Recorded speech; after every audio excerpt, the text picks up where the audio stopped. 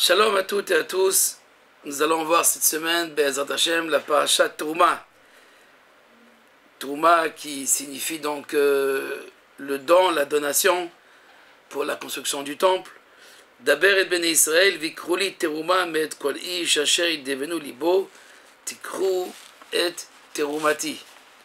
Tu parleras donc aux enfants d'Israël, ils prendront un don donc de la part de toute personne dont le cœur s'élève pour l'offrande. Vous prendrez donc ma teruma, c'est-à-dire mon don. Les Midrash, en précisant, en fait, ou plutôt en soulignant les termes me'et kol ish, de la part de toute personne. Vikruli teruma besha shama kavru le Moshe el iska mishkan amal lefanav ribono sheolam yecholim hem Israël la sot et betamidash. Est-ce que les enfants d'Israël sont capables de faire le temple? C'était la question de Moïse au moment où Dieu va lui préciser donc les lois, les mitzvot, les commandements à propos donc de la construction du Mishkan, du tabernacle dans le désert. Amar lo HaKadosh Baruch Hu afilu echad mais Israël yachol la'asoto. Même une personne, même quelqu'un donc parmi les enfants d'Israël sont capables de construire le temple. Le fait que la Torah précise me'et kol ish, en général dans la Torah nous allons dire Daber et Bnei Israël, Dieu dit à Moïse, tu parleras aux enfants d'Israël. Souvent on rencontre donc ces termes aux enfants en général, mais là me'et kol ish, de la part de chacun. Ish ou isha, d'ailleurs un homme ou une femme peuvent aussi offrir, apporter au temple pour la construction donc du temple. Le fait donc d'avoir dit me'et kol ish, de la part de chaque personne, il s'agit donc de toute personne, et que même une personne, à la question de Moshe, est-ce qu'ils sont capables de construire le temple? Même une personne. Le Zohar Kadosh précise au fait que Terumati, ma trouma, c'est ma donation, mon don. Il s'agit de ma part, de la part qui existe, ma part à moi qui existe dans chaque personne. Voici donc le Zohar ou le Midrash aussi, dans d'autres termes, le Midrash Rabbah. Le Zohar comme Midrash nous dira au fait que Kol Echad Ve'echad, chacun, il s'agit au fait de la part que j'ai donnée en chacun. Terumati, il s'agit donc de la Shrina. Ikrouli, en précisant Ikrouli, les deux termes, Ve'ikrouli, tu diras aux enfants, ils prendront pour moi. Au fait, il ne faudrait pas traduire ils prendront pour moi, ils me prendront à moi. Ikrouli, Amar Rabbi Shimon, Ikrouli, oti lokrim kivyachol. Amar HaKadosh Baruch Hu, kru oti, shadur benechem. Il s'agit de prendre moi, me prendre à moi, afin que je puisse habiter avec vous. Donc il ne s'agit pas seulement Shachanti betocham, lorsqu'on dit je résiderai parmi vous, il s'agit de prendre la part divine, qui est au fait l'âme humaine, qui est donc la part divine qui existe en chacun de nous. Donc de prendre la part divine qui est en chacun de nous, on prendra donc la part divine qui est en chacun de nous, qui est l'aneshama, l'âme divine. Donc ils me prendront à moi, parce que pour construire le temple, il s'agit au fait de considérer ou de prendre conscience de la réalité divine qui existe en chacun de nous, qui est la présence divine. Et c'est seulement en associant toutes les parts ou toutes les parties, toutes les étincelles de la divinité qui sont dispersées en chacun de nous, en les réunissant, alors on peut construire ce temple qui est la résidence de la présence divine dans ce monde. Ceci dit que la construction du temple, même si aujourd'hui beaucoup considèrent qu'au fait il ne s'agit pas il ne s'agit pas donc d'un temple de pierre et de bois, bien sûr en analysant certains passages de Jérémie et des prophètes, et de plusieurs prophètes, que c'est un autre temple que Dieu recherche. Il ne s'agit pas seulement d'un temple de pierre, mais il ne faut pas oublier donc on va dire le sens littéral, même que si le sens littéral parfois peut nous gêner, mais il s'agit d'un temple en pierre et en bois, oui, en pierre, en bois, mais qui est construit avec le cœur. Il devenu libo, à savoir où chacun prête son cœur, prête son âme, donne son âme. Ceci dit que, comme je disais tout à l'heure, que si plusieurs penseurs juifs et d'autres non-juifs qui veulent donc reconsidérer une autre dimension du temple, soit c'est vrai que lors de la discussion du temple, Hakadosh Baruch Hu a dit je verserai donc ma colère sur le bois et la pierre. Il y a effectivement ceux qui vont diviniser, idéaliser et le bois et la pierre. Alors Dieu ne veut pas de bois et de pierre, c'est vrai, il détruit ce bois, il détruit cette pierre. Mais le temple est construit à partir de peau, à partir de bois, à partir de pierre, etc. Mais c'est d'abord de l'offrande, de comment on l'offre. Qu'est-ce qu'on offre? Qu'est-ce qu'on offre? Le bois et la pierre, c'est une expression seulement de l'offrande. Mais qu'est-ce qu'il y a derrière? Qu'est-ce qu'il y a devant? Qu'est-ce qu'il y a à l'intérieur de cette offrande? Donc il s'agit veikrouli. D'abord, il n'est pas écrit ils prendront de l'or ou de l'argent, quoique on considérera l'argent et l'or aussi en tant qu'offrande. Mais d'abord, au début, et le premier verset, qui inaugure donc toute la question et la dimension du temple, ils prendront moi. Ils prendront moi qui est en eux. Ils prendront la part divine qui est en eux. Terouma, ça veut dire aussi, à part l'offrande, littéralement, veut dire ils prendront ma part qui s'élève à l'intérieur de Terouma, veut dire élever. Élever la part divine qui est en nous. Considérer la part divine qui est en nous. C'est seulement en élevant. Terouma leharim, en hébreu, Terouma veut dire leharim, élever. Élever donc la part divine qui est en nous. C'est de cette manière-là qu'on peut considérer un véritable temple. Si on n'offre pas, si on n'élève pas, si on n'offre pas cette part divine qui est en nous, ils croulent, ils prendront cette part divine qui est en eux. S'ils ne savent pas la donner, s'ils ne la donnent pas, alors effectivement, il ne reste que le bois et de la pierre, et Dieu n'a que faire que du bois et de la pierre. Mais si le bois et la pierre sont quelque part l'expression de ce don divin, mais uniquement une expression du don divin, parce que, comme disent nos maîtres, il ne réside pas dans le temple, il réside parmi nous. Je résiderai parmi eux, pas à l'intérieur du temple, à l'intérieur d'eux, le eux qui se trouve dans le temple. Ces différentes étincelles divines qui vont donc, comme je disais tout à l'heure, s'associer et être ramenés tous et unis, tous, dans une seule place, alors on est capable d'apporter, d'amener la présence divine. Le Midrash, Tanchuma et le Yalkut aussi nous rapportent cette comparaison qui est connue entre la création du monde et la construction du temple. Et dans la création du monde et dans la construction du temple, il y a cette notion qu'on appelle melacha. Melacha qui veut dire le travail, l'œuvre. À la fin donc du sixième jour, donc au début du septième jour, Vayechal Elohim bayom asher melachto asher asa. Et Dieu termina l'œuvre, donc melachto, son travail qu'il a effectué, Vaishbot bayom asher, donc il se reposa de toute cette œuvre, de tout son travail qu'il a effectué.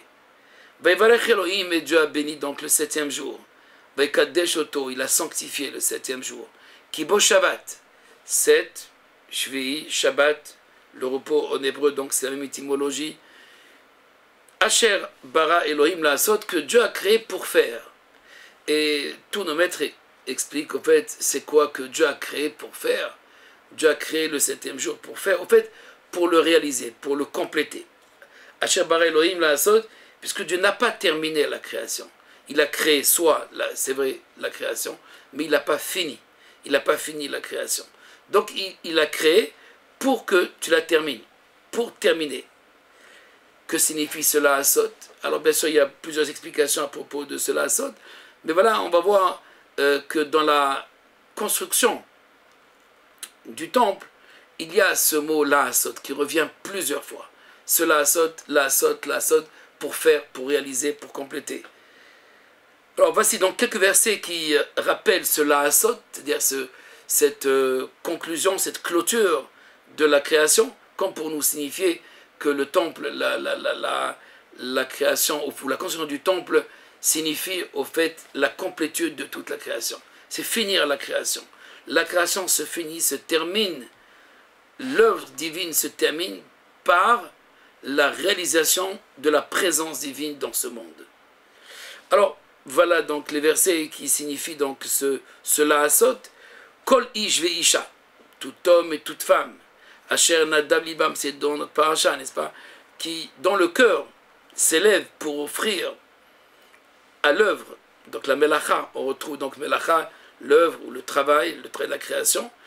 Les kol melacha asher tziva adonai la'asot, que Dieu a ordonné pour faire. Alors voilà, melacha la'asot, le travail pour faire, le travail pour réaliser, le travail qui doit être effectué, le travail qui doit être, je dirais, terminé. Le travail qui doit être terminé.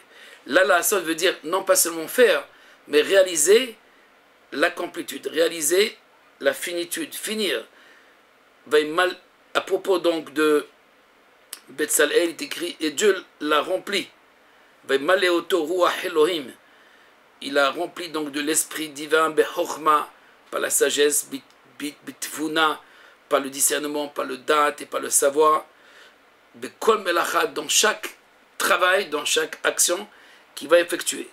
Va'asa Betzalel, et Betzalel donc a fait, a réalisé avec Aholiab, et tout homme sage de cœur, Ashenatan Donai Chokma Utvunag, à qui Dieu a octroyé donc la Chokma et la Bina et le date et le savoir, la'asot kol melacha, afin de faire le travail.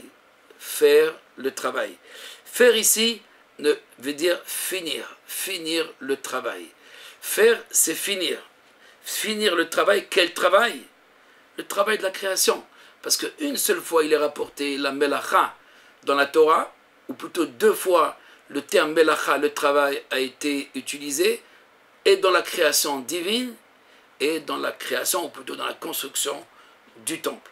Comme pour nous signifier, comme je disais tout à l'heure, que la construction du temple va être cette réalisation, ou plutôt cette finitude, cette complétude de tout le travail qui a été commencé avec le Avodat Hamikdash, avec le service, avec la construction donc du temple. Mais encore un autre verset, Vaikra Moshe Betzalel, Moïse appelle Betzalel avec Oliab, ce sont donc les deux maîtres d'œuvre, les deux chefs qui donc vont accompagner le peuple d'Israël dans ce projet. Vekol ish, et tout homme sage, Ashenatan Hashem Chochma, à qui Dieu a octroyé la Chochma, Belibo dans son cœur, etc. Vekol Hashem Esolibo, et tout homme dont le cœur s'élève pour s'approcher, les Kareva et la Melacha, de s'approcher donc au travail. La Asot, Melacha, la Asot, le travail pour faire. Si c'est un travail, c'est faire, mais au fait, un travail qui doit se réaliser par les hommes dont le cœur s'élève, dont le cœur, dans la partie divine, s'élève, dont ils vont élever avec eux toute l'humanité.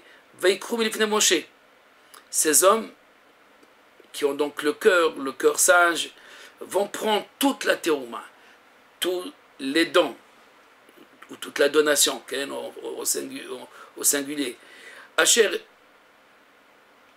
Hevi'u ben Israël, dont les enfants d'Israël ont apporté l'imlacha, avodat hakodesh, pour le travail du sanctuaire, la asot ota, encore une fois la asot, melacha la asot, melacha la asot. Chaque fois qu'il y a melacha, on accompagne donc le texte, accompagne donc le terme melacha, et voilà le dernier verset, Veyavu kol hachamim aussi, mais tous les sages sont venus. pour faire le travail, ish, chacun, bimlarto, chacun dans sa fonction, dans son travail, dans ce qu'il sait faire. Asher hemma osim, que eux vont finir de réaliser, que eux vont faire. Melacha, asher hemma osim. Donc, je rapporte maintenant le Midrash qui nous donne une signification profonde. Bibriat haolam, dans la création du monde, il est écrit Vaychulu hashamaim, et les cieux et la terre ont fini d'être créés. Et dans le Mishkan, il est écrit Vatechal kol avodat ha-Mishkan. Et l'œuvre du temple, du tabernacle ou du sanctuaire, donc, a été finie d'être réalisée. Bibriat haolam, dans la création, il est écrit Vayvarech Elohim et Yom HaShevei, Vaykadesh Odo, et Dieu a béni le 7e jour et le sanctifia. Et dans le temple, qu'est-ce qui est écrit? Vayvarech Otam Moshe, Moïse les a bénis, Vaykadesh Odo, et il le sanctifia. Donc, Vayvarech, Vaykadesh, béni et sanctifie. Un peu comme dans le Kiddush du vendredi soir, il a béni le 7e. N'oublions pas que le 7 signifie la Shrina, la présence divine. C'est la 7e sphira de 7 séphirotes inférieures. Et donc, il y a effectivement le temple du temps, les bâtisseurs du temps aussi, pour reprendre ce terme, ce titre bien connu. Donc, il y a le temps, effectivement, il y a la Kedusha, la sainteté au niveau du temps, la sanctification au niveau du temps, mais il y a aussi la sanctification au niveau de l'espace. Et il ne faut pas penser comme ces philosophes seulement qu'aujourd'hui il faut considérer uniquement ce temple dans le temps, c'est-à-dire au fait mais dans l'espace aussi. Dans l'espace, à savoir dans la terre d'Israël, à Jérusalem, il y a une place. Il y a une place qui s'appelle Har HaMoriah, le mont de la révélation, Be'ar Adonai et Ra'e. Et ce n'est pas donc le mont Sinaï qui, même si le mont Sinaï, c'est la révélation sinaïtique, c'est Dieu qui descend. Mais là, c'est Dieu qui s'élève, c'est la présence divine qui s'élève à partir des âmes qui vont venir, donc élever la partie divine qui est en eux. Donc il y a une révélation en bas. Et c'est là, au fait, le but ultime de toute la création. Le but ultime, ce n'est pas le mont Sinaï. Le but ultime, ce n'est pas la création, bien entendu. Elle est terminée d'abord avec le 6e jour de Sivan aussi, ou Dieu dans la Torah, mais c'est dans le 7, c'est dans le 7e, c'est dans le temple qui est aussi considéré Shevei, le 7e, la 7e Séphira, la présence divine qui se dévoile dans l'espace, dans le temps et dans l'être, bien sûr, l'espace, temps et l'être. Et c'est ça, au fait, notre paracha. Notre paracha, la Trouma, c'est l'offrande de soi. C'est, au fait, c'est l'annihilation donc de l'envie, du désir qui tend uniquement vers le néant, vers le rien, pour élever le niveau suprême qui est en nous et pour élever ainsi le corps aussi et le désir et l'envie, non pas vers le rien, mais vers un but ultime, dans le lieu où Be'ar Adonai et Ra'e, où il se montre, où il se révèle. Il se révèle à partir d'en bas. Il y a une révélation du haut vers le bas, comme je dis, ça c'est le mont Sinaï, mais la révélation du bas vers le haut, c'est là au fait l'autel, c'est là élevé vers l'autel, élever le sacrifice, élever le sacrifice de soi, non pas l'abnégation, mais l'élévation de soi, terouma, c'est donner. Qu'est-ce qu'on donne? On peut donner uniquement cette partie qui est infinie, qui est en nous. Et c'est seulement en donnant, d'abord en dévoilant, en révélant, en donnant, en offrant, en élevant, alors on est capable de révéler la présence divine qui est déjà là, qui est déjà dans ce monde. Mais elle se révèle uniquement que par l'action, c'est-à-dire l'Aasot. Il y a lieu de faire. L'Aasot quoi? L'Aasot, le Beth Amikdash, le sanctuaire. Le sanctuaire, c'est élever la sainteté, c'est révéler le saint qui est en nous. Alors voilà pour ce Shabbat, voilà pour cette semaine. Donc là, d'une part, la création du monde, et d'autre part, le temple, il s'agit bel et bien d'un temple, d'un lieu, dans l'espace, dans le temps et dans l'être, une place, un lieu qui révèle, donc qui continue ce prolongement du Sinaï, comme on expliquait dans les précédentes conférences, nous avons expliqué cette idée donc de la révélation du bas vers le haut, et c'est dans le Beth Amikdash, c'est là où se réalise, où s'élève et l'homme et la rencontre de l'être suprême, c'est-à-dire Dieu et l'homme dans ce monde. C'est ça donc le Beth Amikdash. Voilà, Shabbat Shalom, une bonne semaine, et surtout avec cette idée donc du temple de continuer. De cette manière-là, on continue donc le Sinaï dans ce monde ici-bas. Voilà. Kol Tov et à bientôt.